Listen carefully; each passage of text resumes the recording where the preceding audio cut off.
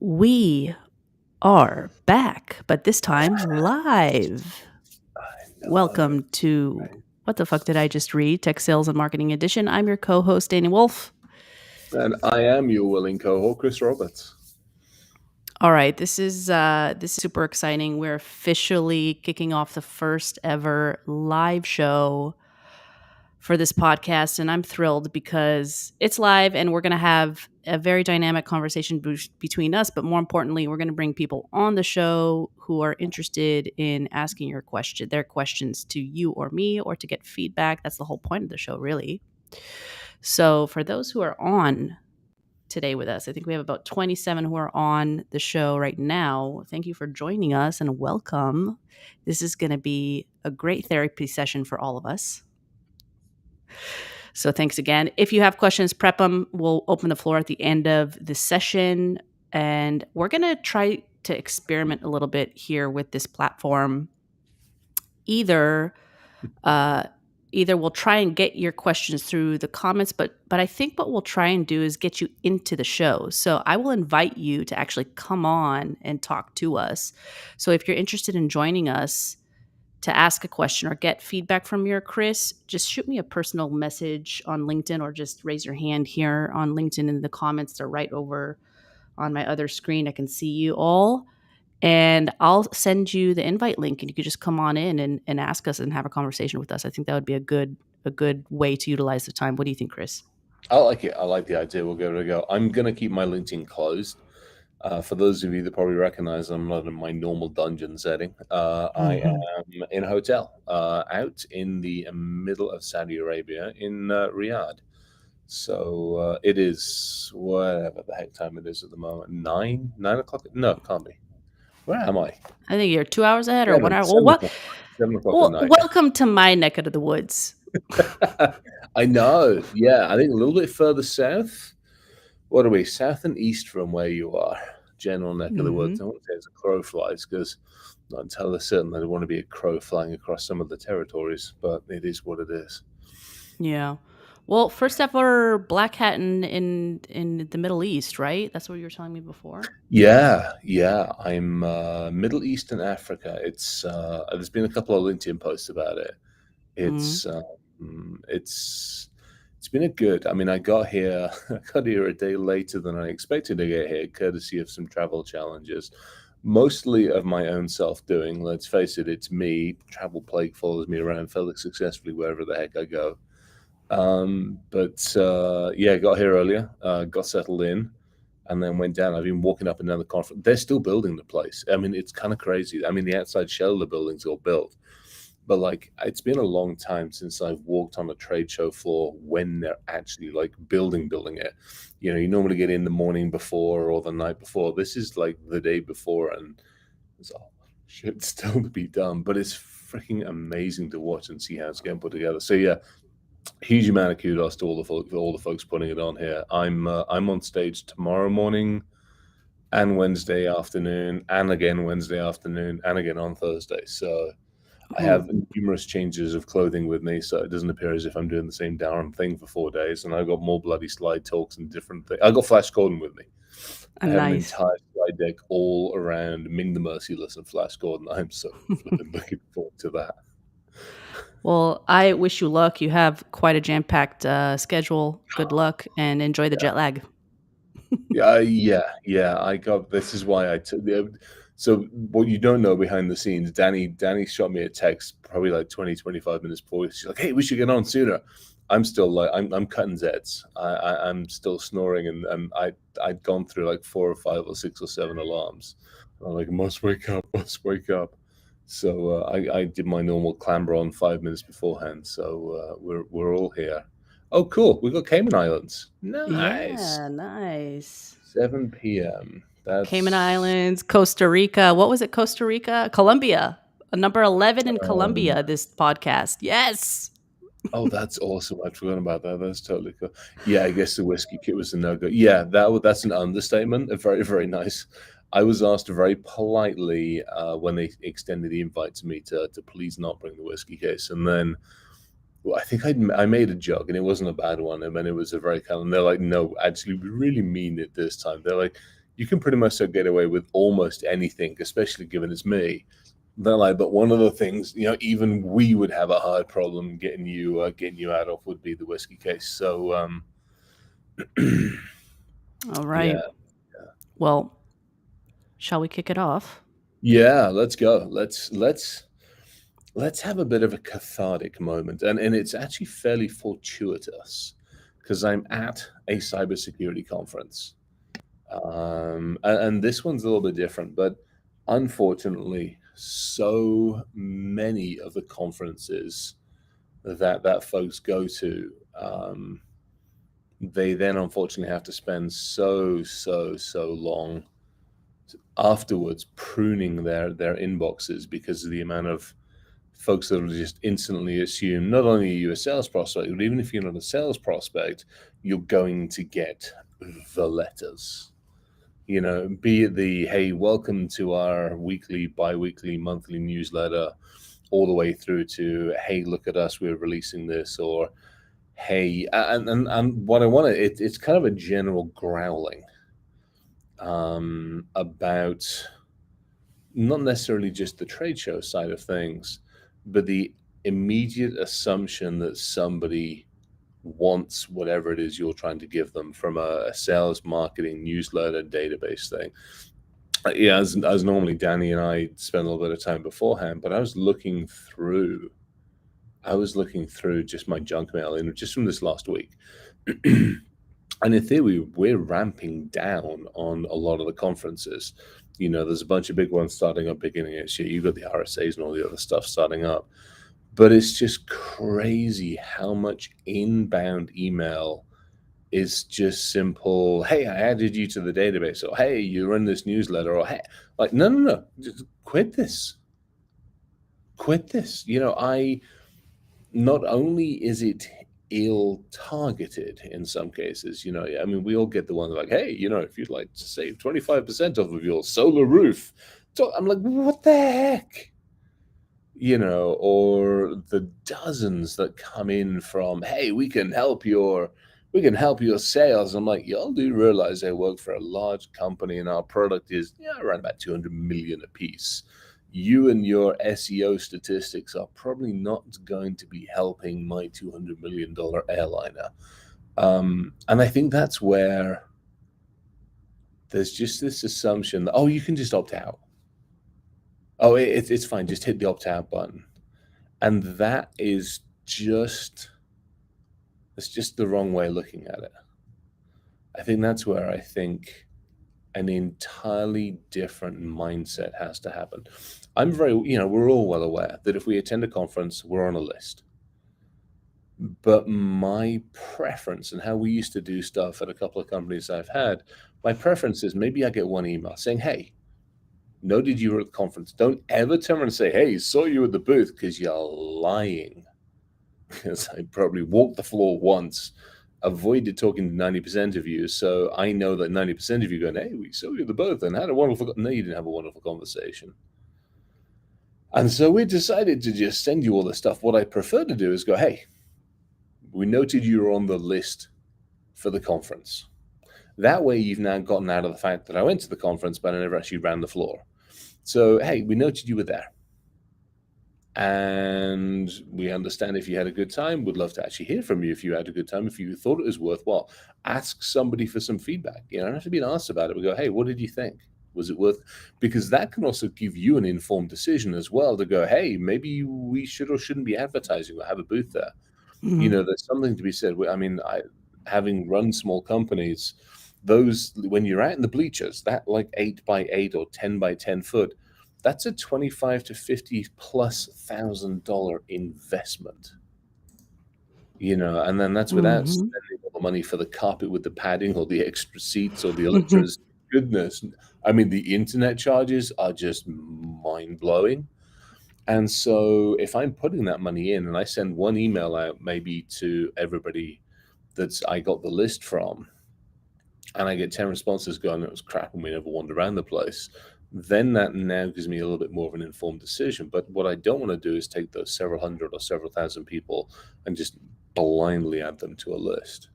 Right. Again, the preference then comes into this, How can I use this respectfully? Hey, we would love to tell you some more stuff, but I also respect your privacy. I also respect the fact that email fills up an inbox. I also respect the fact it fills up a server. It's a digital, you're a digital eco-terrorist at this point in time by sending out spam. So I just want to send you a message. If you'd love to hear from us or you'd love to do something, let us know. We'll opt you in. Otherwise, Mhm. go in peace.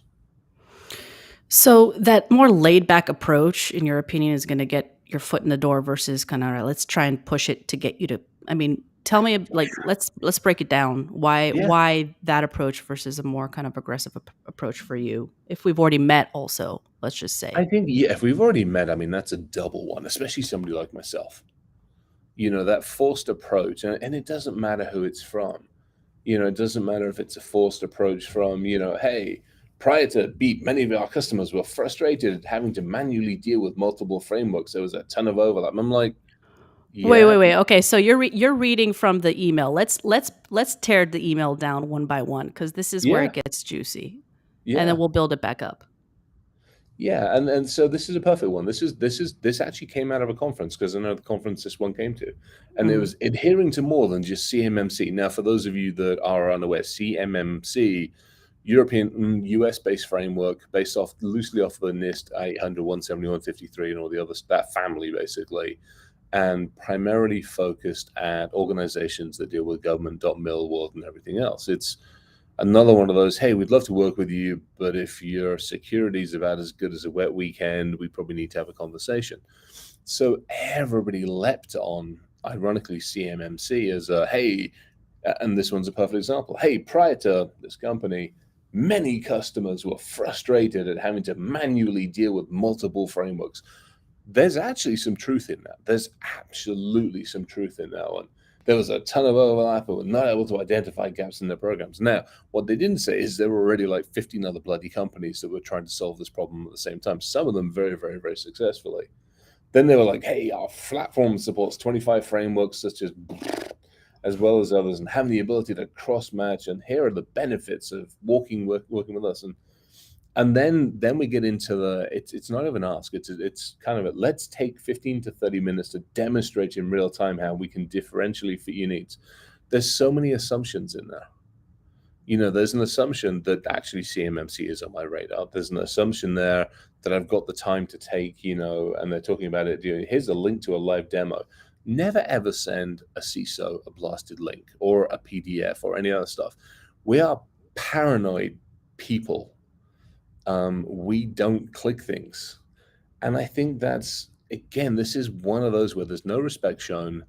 There's Mhm. no, there's just a, I want something from you. I want something from you. I need something from you. I have to maximize this lead without showing that there's a human at the other end of this lead. And yeah, and Mhm. there's another one. Here we go. Transform your sustainable business goals into reality. Data center discovery consultation, learn how to maximize the potential. I get it, but you're sending it to the CISO.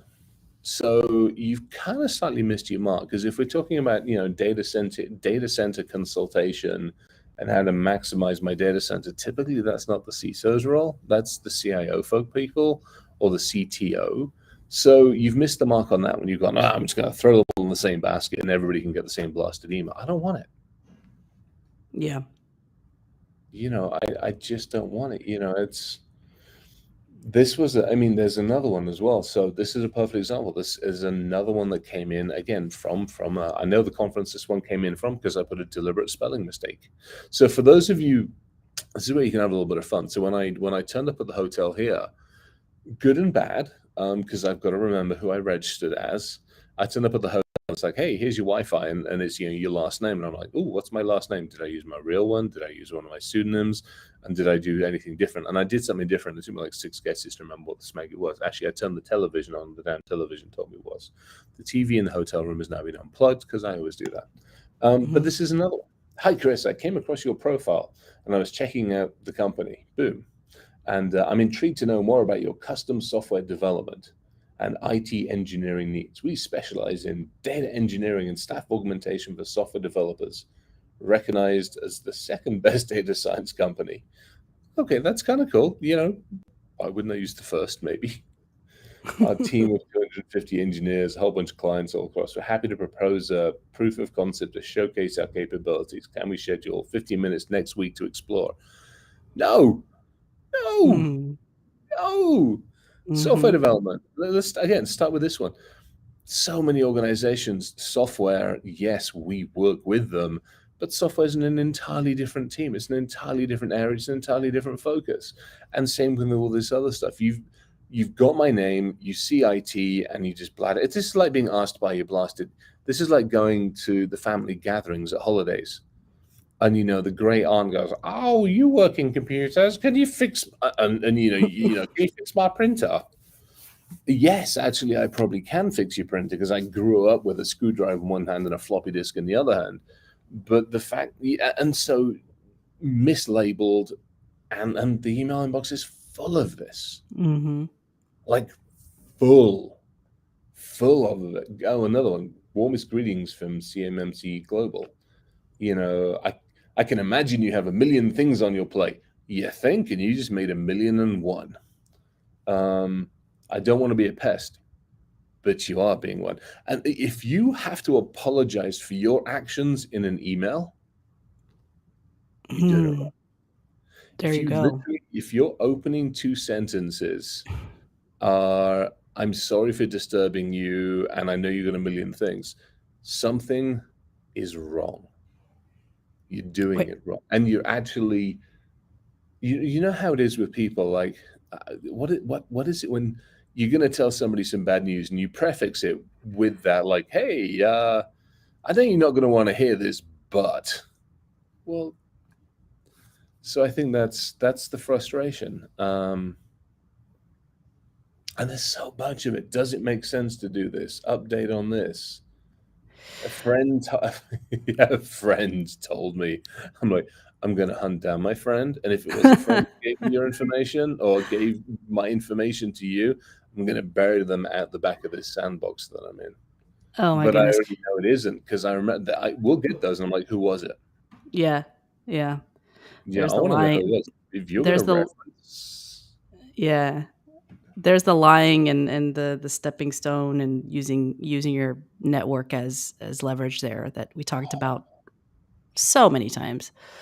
Um, well, we got what 4 or 5 emails read out. I mean, that's a quadruple whammy there. We generally do one, but we have a lot of great questions here already, and we kind of built up, built it up. Let's kind of recap the build yeah, up here for one of the more important, well, they're all so important, but the one of the critical ones that we talked about here just now. What's the alternative approach to that? We talked about it earlier, but let's recap that. Uh, so there's the it's more of an empathetic type of approach. I wouldn't say sympathetic, because sympathetic is, "I'm sorry for bothering you." Empathetic is like, "Hey, you got a ton on your plate," but without saying it. And the empathetic one to me is much more of an approach, which is, your name just landed on my desk. I mean, let's be honest about this. I mean, if somebody actually sent me an email saying, "Hey, your name landed on my desk. It looks like you were on the list from this conference. Not sure if you attended or not, but if you did, was it any good? Because we would actually like to know. But also, hey, this is what we're up to. If you're interested, shoot us a note back. We'd love to let you keep you in the loop if you want to do that, and we'd love to have a conversation of it if it's if the timing is right." Something along those lines. I mean, you can customize it more effectively, especially I think because, again, at the end of the day, we still got to sell stuff. If Mhm, I put my sales hat on, I still got to sell things. I have mhm, quotas to reach, I got people to feed, all this kind of good stuff. But I think there's a way of doing it. If you come away from a conference, I mean, perfect example, Black Hat, Middle East, Africa, they're expecting 30,000 people. That's a lot of people. Now, I don't know. I will not presume anything. I don't know if there are lists given out, who gives it. Actually, no, you know what it probably is. It's the badge. It'll be the clicks on the badge. You know, I always remember this. How many of you have walked around a security conference, A, with your badge in your pocket, or B, protecting it, or C, with a QR code that's not the QR code that was originally printed on the damn thing. That's a fun one. If you want to have a little bit of fun, print your own QR codes, put them on the actual little QR code that people go to scan. It's much fun can be had. So much fun. But that's what it comes down to. So, you walk into a booth, you get a free T-shirt. Now you're actually added to an options list. Not good. Number one, don't take the damn free T-shirt. Let's start with the easy one, because y'all know that's in most cases that stuff that you take. I would argue that within a week or 2 weeks at most of that shit ends up in the rubbish bin. Right. Stop propagating that. Let's start with the real easy one. Stop propagating that. But it is hey, I'll give you this bottle of water if you give me your information. Well, my information's worth more than this bottle of water. Let's start with the easy one. And secondly, I need that respect on my information. I don't need you to add me to the fortnightly mailing list and tell your partners about me and your friends and relationships. And when you have your 6th conference of the month or the 10th person that turns up, you're sending me all this stuff. That information and the ability to not have to unsubscribe to all that is worth more than this.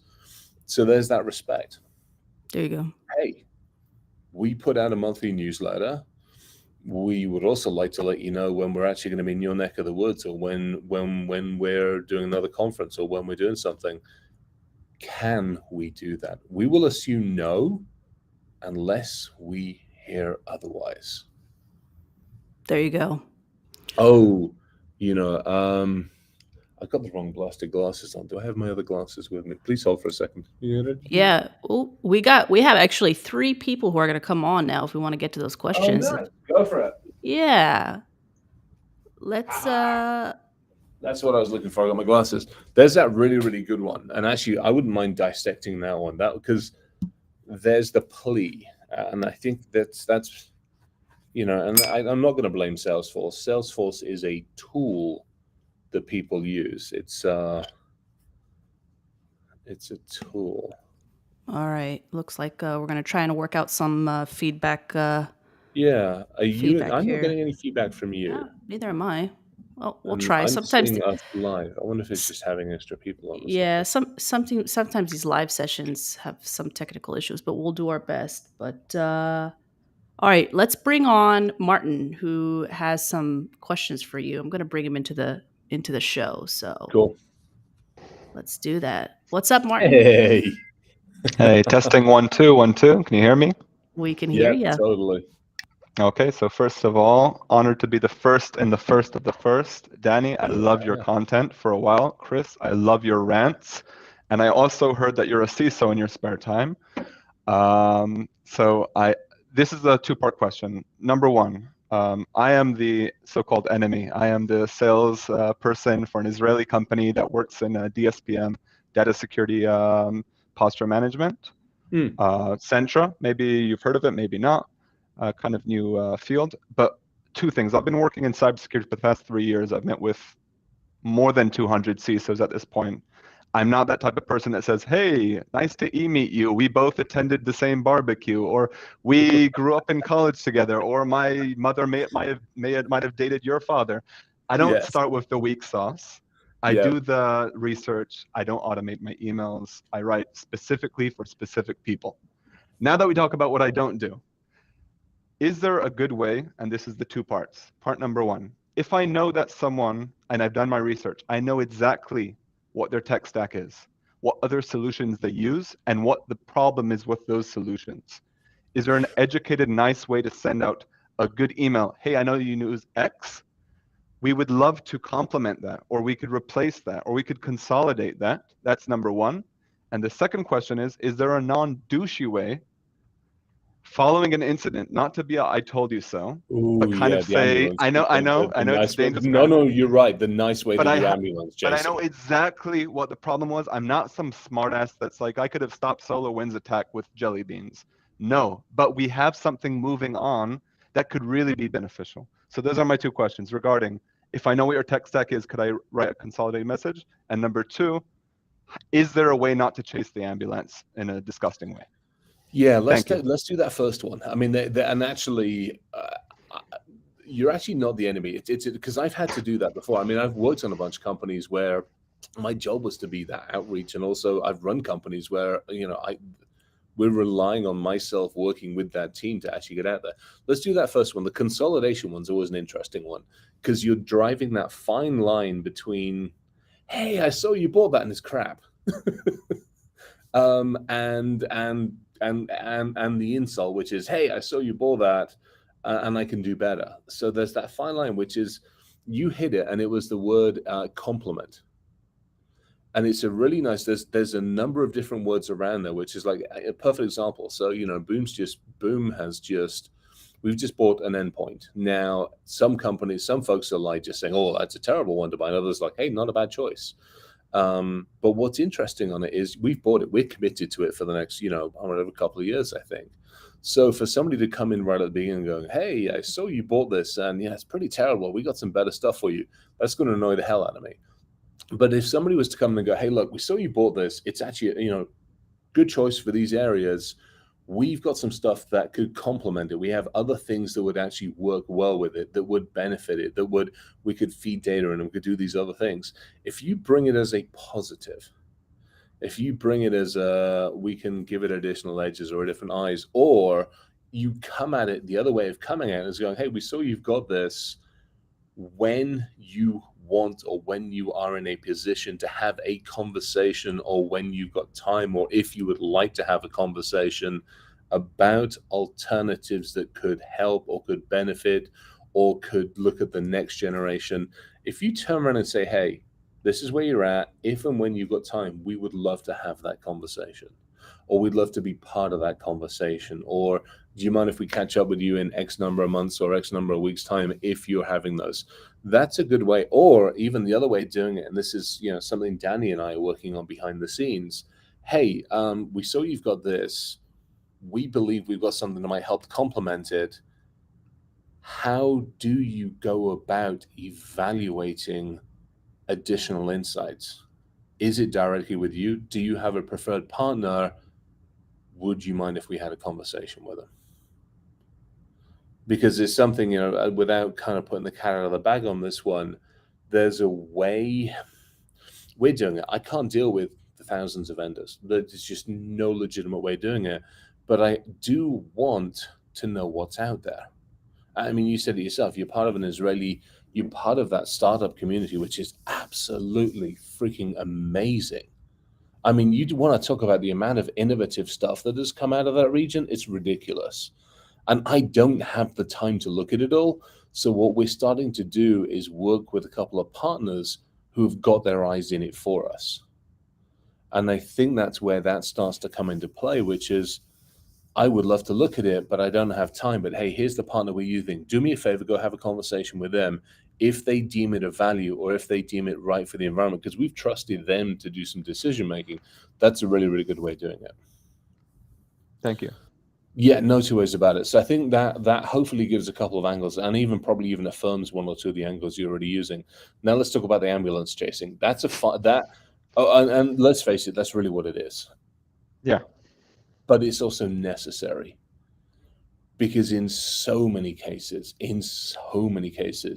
as terrible as it sounds, the CISO wasn't doing their job.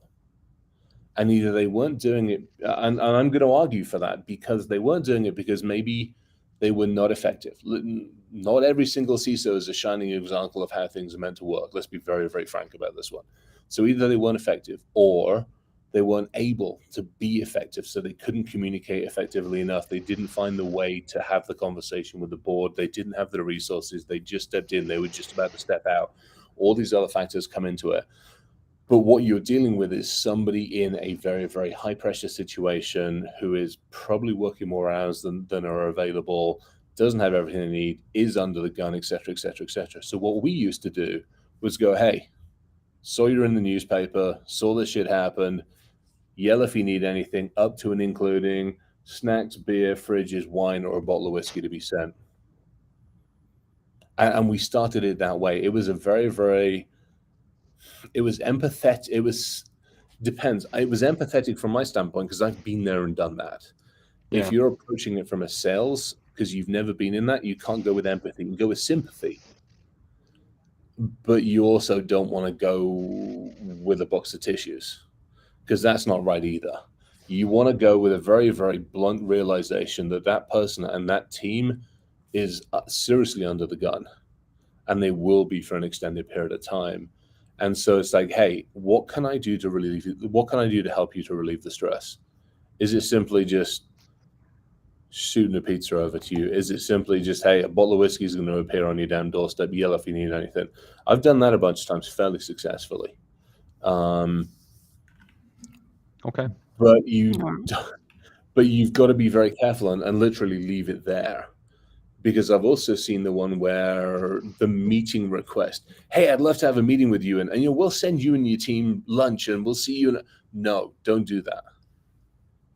Because it literally it's and in 8 times, 9 times you probably won't hear back because they are dealing with a bunch of stuff. But they might also come back to you and go, hey, look, things are settled down now. Much appreciated on the offer of a cup of the bottle of whiskey. Got time for a cup of coffee though. So you might end up, and we've had a few of those where those have come in, and it's a much more, if you are one of those companies who deals with breach situations, it's a very empathetic view on the situation. If you've never been in there, don't ever try the empathetic. Go with the sympathetic viewpoint. But just go in there with a bluntness and go, hey, you're probably up to your ear holes in regulators, compliance bugs, instant response handlers, and 10 other things, and you got a board of directors chewing your ass. I'm good at sending you some fireproof underwear, or I'm good at sending you a bottle of whiskey, or I got you covered in coffee for the next couple of weeks. What do you need? Yeah. Okay. Dani, Chris, thank you so much. I appreciate you. This is a great thing. Keep up the good work. All Thank right. you. And much Shout out. appreciated. Yeah. Shout out to Josh too, who's on, and Centra. Thank you so much. Martin, you're awesome. Yeah. Thank you. Much appreciated. All right. We've got another guest who's actually a special friend. We have James Farrow coming on to ask you for some feedback, Chris. Here, let's welcome James. Ooh, here we go. Hi. All right. Thank you. What's Dani, up, James? great to see you again, as always. Yeah. So I am an account executive on the vendor side. Yep. One of the things I run into is the internal conflict for myself of how my organization that I work for is going to market versus what I've learned from watching Dani and listening to folks like you say, hey, this is actually how we want to be approached and how the best way to communicate with us. And I guess from your perspective, I'm curious why you think that the vendors are so slow to move, and do you think they're just not listening on the executive level, and what someone in my position might be able to do to make it better? Do you want to tackle this one first, Dani? Because I think both you and I could hit this one, but I'm up for listening to what your thoughts are, and then I'm happy to chime in on this one.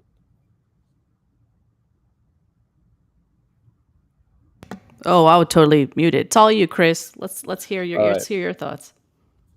So I think it's a couple of things. I think what we have going on here is a lot of people who are willing to listen. Some of them are in decision-making positions, which is great because you'll see some affecting change. No two ways about it. But I think a lot of it is also, unfortunately, it's in the tech area. We see the same thing in the tech. A perfect example, if you go back in our industry, like probably 10 years or so, you would get a lot of the leadership buying stuff that the team was like, why the heck did you do that? Because there was a disconnect between the tech people and the folks making the decision. And I think we're seeing the same thing in the sales and marketing. Those of us that are getting every single one of those bloody messages literally want to pick up the phone to all the leadership of those companies and go, quit this shit. Mm-hmm. But that takes time, it takes effort, it also takes a groundswell. And I think what we're starting to see is you're getting a lot of people coming into this and listening to this and seeing this, but it hasn't yet percolated up to that leadership level that still believes in quantity over quality. And I feel like, Dani and I have had this conversation offhand. I mean, there are companies that are approaching her and going, hey, help us change. But if you've got thousands of vendors and only a dozen or so of those companies that are asking for that change, that number's got to shift, and it's got to shift drastically in order to see change. Plus, like anything, people are frightened of change. people, if I, for the last 10 years, I've run my sales organization on quantity over quality, and you're telling me I have to change, that's a shift in mindset. It's a shift in mentality. It's a shift in reporting. It's a shift in so many different things that some people just aren't willing to do it. Because it isn't, when you think about it, it's not just sales and marketing. You're also going to have to talk to the vulture capitalists. They're handing you money saying, go forth and take market segment. But it's go forth and take the market segment, but don't necessarily care about how you got it. That's another one of those weird ones, which is just go get the market segment, and then we'll figure out how to keep it later. Because we need to show growth, we need to show all these other things, but that trail of destruction that you've left behind is now really starting to come back and bite. And it isn't just biting that one company, it's biting the entire industry. So I think that's a big part of it. I also would argue there's a lot of CISOs in the industry, and I keep seeing this. I remember Gary Hayslip and I, we've had various conversations behind the scenes. There's a lot of CISOs that just ignore it. It's white noise, and they just don't care. It goes into that spam folder, and they just don't want to do it. Like delete, unsubscribe, or just screw you all. I'm not going to bother dealing with you. But there are a lot that still take advantage. There's way too many CISOs out there that are always up for a free game of golf or a free steak dinner or a free trip out somewhere. And I have an ethical problem with that. I have a big ethical problem with it. And I think more and more people are seeing it, but not enough yet to actually affect change. I think it's just going to take more time. Yeah, and I think hey, there's like anything else in human culture. I mean, let's face it, owning another human is wrong. But how long did it take for the countries around the world to say, y'all are right, maybe we shouldn't own another human? I mean, that didn't happen overnight. I mean, heck, that's still an argument in some blasted countries, for crying out loud, or some states in the US. So it's going to take time. I would say it's just going to take time.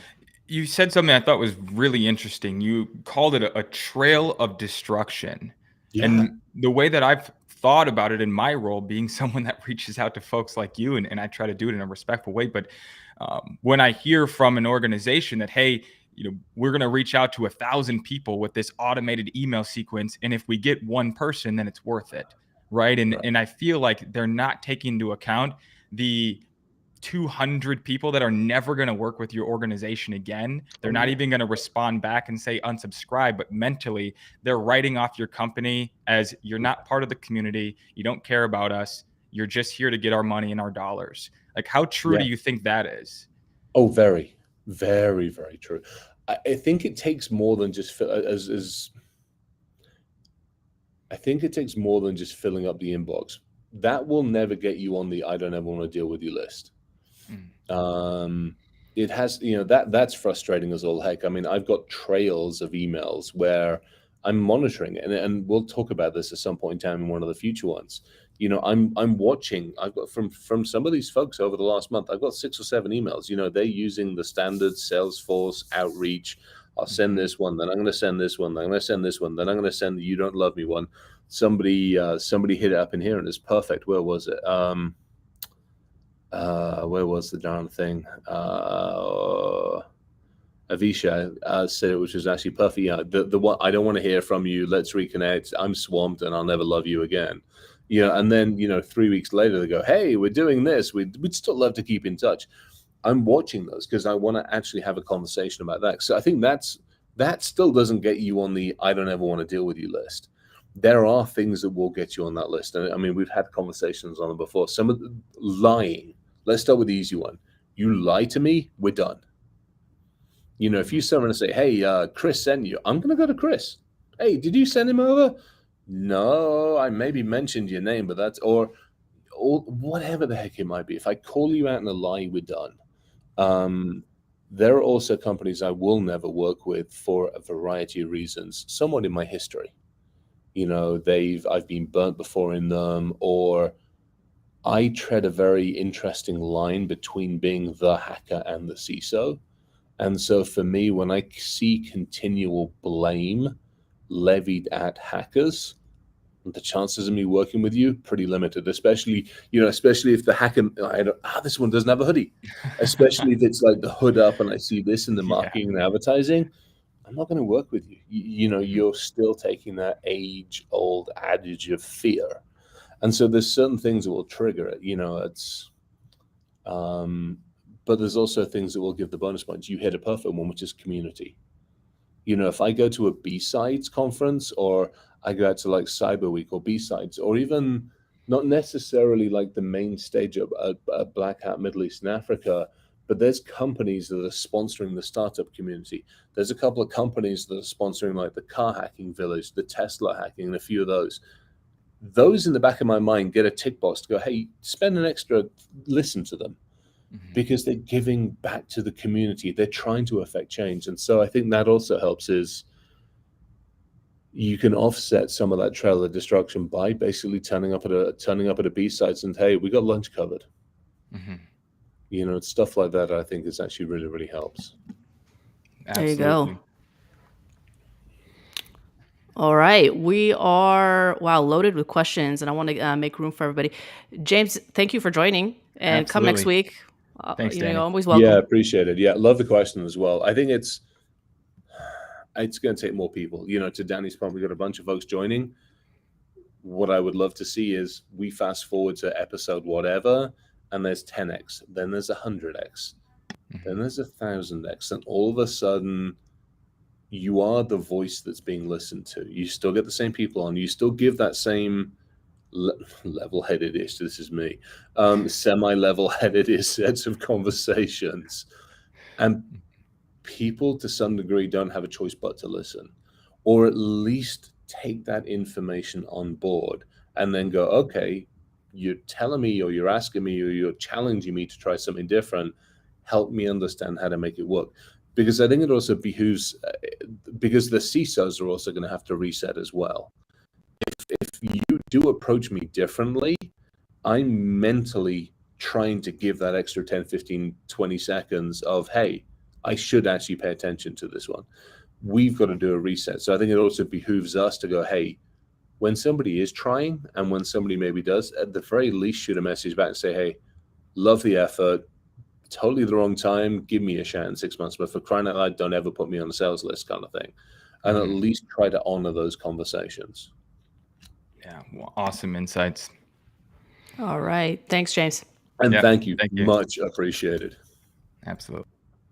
All right. We have a few questions that I'm going to read out because we have some internet connection and lag all the way from the Cayman Islands. Tracy has asked 2 questions. I'm actually going to ask one of them that I think is the ultimate question of the industry. She mentioned that many of us are selling the same services and solutions. Yes. She thinks that the key is why they would choose you. So the big question is, what makes you consider one company over the other offering the same services? People. And I'll dig into this one. So perfect. And I tend to use, I'm fortunate. I've got so many different people through the industry, but I'll use one of the more recent ones. And again, I'll always go back to it, and I'll go back to Newspire. So what was interesting with Newspire, and I'll name the company because it's actually a positive experience. We, from a boom standpoint, we were looking at managed security services. So we needed to supplement what we have with extra eyes, ears, and hands on keyboard. So you tend to look at a managed system. You want that hybrid approach. We still need to be able to see it. They need to be able to see it, et cetera, et cetera, et cetera. You guys are the marketplace. There are more MSSPs than you can shake a stick at or throw rocks at. So what starts differentiating them? Do I have time to put a matrix together to go, give me the 10 best? No, that's why you bring in a partner to start giving you this. But we didn't have that in place at the time. So I went to a couple of ones I knew, and I went to ones that were local to my neck of the woods. So I try to start local. But one of my first visits, whenever I'll go out to the website, if I go out to your company website and I go to the About Us, And what I see on that board of directors and advisors and C-suite and everybody else is honestly, a bunch of folks that look exactly like me. The chances of me giving you the business, pretty much about zero, because this industry needs to change. Let's just start with the simple one. This industry needs to change. It needs to diversify in more ways that we could get into in this show. But one of the biggest ways it needs to diversify, quite honestly, is mind and thought and humans. So if your board is made up of folks from my neck of the woods or folks that are looking pretty similar to me, and by the way, I had a really interesting, we'll call it a discussion. It was actually with an Israeli company. And they were like, well, we have Jordanians on, and we have these people. I'm like, yeah, but you're all male and you all look kind of about the same. Let's be very honest about this one. Didn't want to accept it. So take a subtle hint. There's more than just general shades of whatever, but whatever. That's number one. So for me, the big one is, how have you invested in the humans? The second one, again, back to the NewSpy one, is that human. If you're all going to be about the same, I'm looking for that human. I'm looking for the person that when it goes wrong, when we have a hiccup, when not everything is perfect, when I challenge you, because NewSpy is a perfect example. I mean, I hit it to the internal team, and somebody did some digging, and they got a black eye. NewSpy got a black eye a couple of years ago. There was some stuff going on with some folks, and they got a black eye. So I sent that straight to the team, the NewSpy team, and said, "Hey, I need some explanation on this." And they were totally upfront, totally transparent, brought on leadership, and they didn't dismiss it. They didn't turn around and try to minimize it. They didn't rubbish it. They didn't make excuses. Like, hey, yeah, this is what happened. This is what was going on. Two sides to a conversation, but this is our side on it, and this is what we've done. That's perfect. That's what I need. I need somebody to be upfront and honest. And I also need that team, and we're running through it now. We're deploying stuff. We're doing all sorts of stuff. Not everything's going smoothly, but it's. And when things don't go smoothly, Maria gets everybody around the table. She's like, "Hey, let's get this moving. Let's keep this moving. Let's keep the dynamic." And that, to me, is what you look for. It's the person. It's that person that's going to affect change and make a difference. And then you look at the processes behind it. How effective are they? How good are they? Are you getting overloaded with BS and marketing material? Or are you getting all of that down into a very, very concise, very precise email that says, hey, we're going to do step A, B, C, and D, and then we can go off to the races? So much easier. So, it's an enabler. It's somebody that comes to you with a message that's crafted for you. Even if you made that initial outreach, you're still not getting the propaganda, because one of the first things they ask, and Maria was a perfect example. NewSpy is a perfect way of doing this. So like, hey, how do you want to work? So I got to describe the kind of person I am and the kind of relationship I want. And they've been ridiculously good at targeting it. So again, it comes down to those humans. What differentiates, honestly, are the humans. Nothing to do with tech. To your point, almost all the tech is very, very same. Yeah. It comes down to that human element, because when shit goes wrong, which is, let's face it, is going to, who is walking next to me? I don't need, NewSpy blaming Palo and Palo blaming somebody and somebody blame, Sentinel. I don't need this. What I need is NewSpy to stand and go, hey, yeah, we got you covered. We'll let you know what it is. Mm-hmm. Thank you. Mm-hmm. That's really, to me, what it comes down to is, how are they going to step up? Right. Amazing. We have time for one more question. I love this. This format is working for us, I think. This is really awesome. Yeah. Yeah. And I will come. Yeah, I love this. By the way, but before we get to this next question, this is going on weekly, everyone. So if you have questions, and my LinkedIn is blowing up, but if you have questions, and my calendar is blowing up too, if we have questions, come next week, or you could just subscribe to What the Fuck Did I Just Read? Tech Sales and Marketing Edition. Send us your email, register. We'll send you the recorded episode afterwards. Okay, we have Jasmine, who is not going to be joining us, but I'll read out her question for her. She says, typically after shows, I'll follow up with attendees whom a colleague or I spoke with at the show, where we've mutually shared contact info and actually discussed our solution or they showed true interest. But the issue I'm seeing is that I get crickets afterward. I'd love to hear from CISO's perspective why that would be, because we got the interest, we got the okay to contact them directly, and I'll give them the out within the email so they can tell us no without any pressure. But since I don't get feedback, I'm unsure of other possible reasons. All right, so I got a couple of thoughts on this one. First and foremost, let's start with the easy one. That CISO has probably gotten 10, 20, 30, 40, 50 emails. And they're not all going to sound the same as yours, but I bet some of them are going to sound fairly similar. So that's going to be number one, is if you're not able to differentiate that email effectively, and and I'm not saying it is a canned one by any way, shape, but if you're not able to differentiate things effectively, and that doesn't mean hey, we'll buy lunch for you next week or any of that stuff. There's got to be a way of doing it differently. I think that's part of it, number one.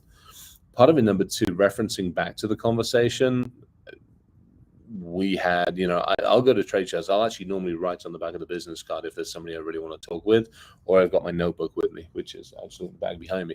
I'll actually make notes on that one. Or what I'm actually doing a lot of times is saying, hey, hit me up on LinkedIn and we'll have a conversation there. What I will argue is not a lot of people like saying no. You tend to get, and having done trade shows, you get the ones that just walk straight past. They won't make eye contact. Like, oh, don't make eye contact. They're going to ask me questions. So walk straight. Yeah, badge in pocket. Don't make eye contact.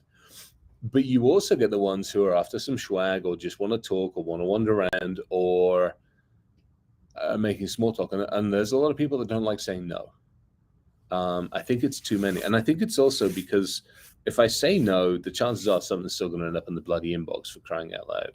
Or maybe they do want to have a conversation, but they forgot about it. Or maybe it was just there's a politeness level. And to your point, even if you give somebody, if you're giving somebody the opt out and they don't respond back, guess what? They opted out.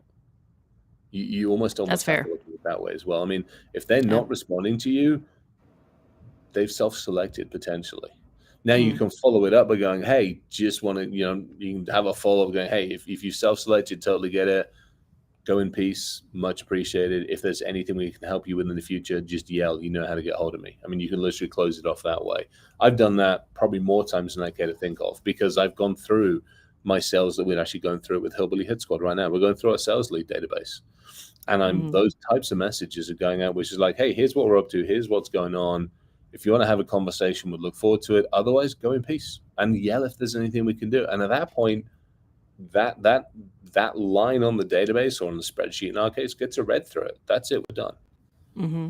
If somebody wants to get hold of us afterwards, great. But guess what? We're going to move on. I would also say, yeah, there's got to be a better approach, because you're right. They're probably getting 20, 30, 40, 50 of these blasted emails in their inbox. If I might make a suggestion, I'm just thinking about this, and Dani, you can critique me on this one. One of the things that we've also found that's useful, and what is lacking, but isn't going to be lacking because everybody's trying to do the same damn thing, is rather than waiting to follow up on an email, what could you do? And this isn't like, hey, let's get on your calendar, let's do this, because your ass is going to get blown off, let's be perfectly honest. But if you do something like, hey, we're building a CISO community, or we are part of the Tinkerers community, we're part of like a global CISO community, can we invite you into that? Doing something that like stands out more than just, hey, we'll catch up with you in a couple of weeks' time. Or if you've got a clump of them in a couple of different areas. Maybe you got some up in Chicago, some in Colorado, some in Utah, some folks in the Midwest and stuff like that. Maybe turn and say, hey, look, we're gonna do an after conference round tour. Come out, grab us for coffee. That is also a way of doing it. It isn't just a, hey, we'd love to have another conversation, because I'm dealing with 40 other I'd love to have a conversations. But if you turn around and say, hey, look, we're getting 5 or 10 of you together around a coffee, I'm up for that. Hey, we've found out there's 6 or 7 or 8 of you in the same neck of the woods. We're going to swing by in 2 months' time or 3 months' time. Mind if we stay in contact? Love to have a conversation with you. I'm actually responding more to those. Now, my problem on some of that is dinner. And this comes back to the moral, ethical thing, because I'm really, really careful. I don't want to go for a really nice steak dinner with 10 other CISOs, because number one, 10 CISOs in a room, you're going to hear three of them are going to be egos. You're going to get one or two of us who are going to sit back and just watch the other egos run the place. You're going to have a number of folks in there who maybe shouldn't be there, or probably don't really, or are in the wrong stages. So the value of that is pretty limited, and you just spend a shit ton load of money on it. To me, I'd much rather do like a coffee, sit down on a coffee roundtable. I'm done with dinners, because, by the way, dinners are noisy, dinners are loud, and it's a pain in the ass, because you're going to put a dinner on at the time that I actually want to be dinner timing with my dogs. Yeah. You know, I don't want to do that. I'd rather go for coffee at lunch, or maybe an afternoon nap or something like that. Think about that as well. Denver's a perfect example. I've turned down ones where I'm just like, because I live up north of Denver and I work down south, and so I do that trip 2 or 3 times a week. I don't want to go to the middle of Denver for freaking dinner when I actually want to just go home and hang out with the damn dogs. Mm-hmm. You say, hey, let's get together in an afternoon or a late morning coffee. Chances are, if there's a couple of us sitting around a coffee table talking, I'm sold, I'm in. But I know we're kind of wrapping up on time, but this is like, wow, so good. If you are getting that invite, right? Let's say a vendor is facilitating that invite and facilitating that roundtable for you and your peers. What would make you choose that particular roundtable or coffee invite and conversation over others? Is it a particular topic? Is it a particular pain? Like, how do you lead in with that for peer-to-peer community growth? Topics are a challenge, because if you're going to bring a topic of data center migration, I'm done. I'm not even going to get past the second sentence. But if you want to just get into a topic of, hey, it's another Monday, let's have a conversation. Yeah, I'm up for it. But I think it's topical. It's to Tracy's one. It's, you've also got to hit that CISO at the right time. I know what I'm looking for in 2023 already, and I'm starting to brief that vendor barrier. I've got a vendor in the barrier. I've got somebody who's basically going to start blocking and tackling for us, and I'll be handing them the projects because I'm training them on how we work. So I know what I need in 2023. I kind of also have a pretty good idea what I need in 24. And if it ain't on the roadmap, it ain't on the roadmap.